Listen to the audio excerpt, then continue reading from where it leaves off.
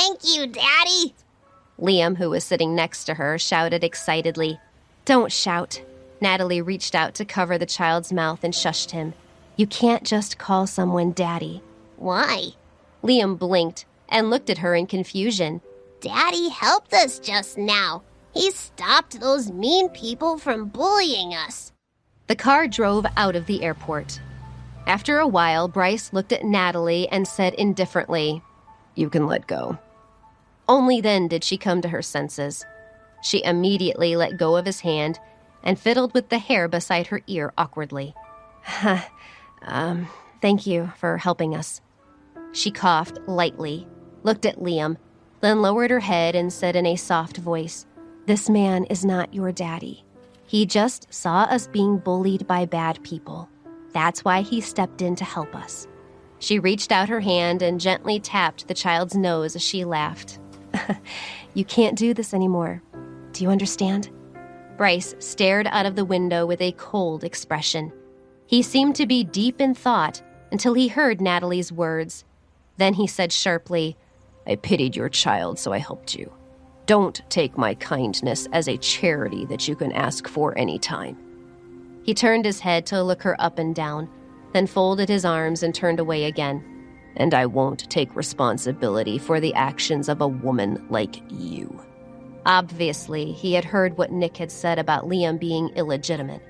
These words stabbed Natalie's sore spot and her expression hardened. She had been grateful to him for saving her, but now it seemed there was no difference between him and Nick. They both saw her as nothing more than a speck of dirt. Stop the car. She didn't want to say anything else, so she signaled the driver to stop with an expressionless face. Bryce looked at her in confusion. When the car stopped, she got out and reached back in to pull Liam out. What are you doing? He asked. She removed her luggage, took $100 from her wallet, and threw it on the car seat. Thank you for your help. This is the cab fare. I hope we never meet again. She took Liam's hand, pulled the suitcase, and strode off, not giving Bryce any time to react. He looked at the $100 bill she had thrown at him and squinted his eyes dangerously. When was the last time a woman had spoken to him so bluntly? Usually, women didn't dare to get angry with him, not even when he was being rude to them. He gritted his teeth and threw the bill out the window. Then he gestured to the driver. Drive. Natalie didn't go straight to the family home after getting out of Bryce's car. Instead, she took a cab to her grandma's house. After all these years, Grandma's courtyard was still the same as it had ever been, but the old woman had aged quite a bit. Natalie quickly stepped forward to hug her. Her heart warmed and her eyes filled with tears. Grandma, I missed you so much. Natalie, my sweet granddaughter. The old lady gently patted her back and said with a calm, gentle laugh, I was wondering how much suffering you've endured while you were away. Naturally, she was overjoyed to see her precious granddaughter and delighted to meet Liam. She doted on him, wishing that she could keep him locked up in her heart. Having experienced so many things in her own life, she knew what to ask and what not to ask. And since her granddaughter didn't seem to want to talk about it, she didn't ask about the child. Natalie stayed at her grandma's for the night. The next morning, she took Liam out for a stroll. She thought about the places she used to go to when she was young and couldn't help feeling a little happy. But she didn't expect to run into Nick and Cheryl at the entrance of the residential complex. They had come looking for her. The smile on her face immediately disappeared and she stared at them. I don't think we have anything else to say to each other. Please don't bother me. Cheryl hadn't come here on her own initiative.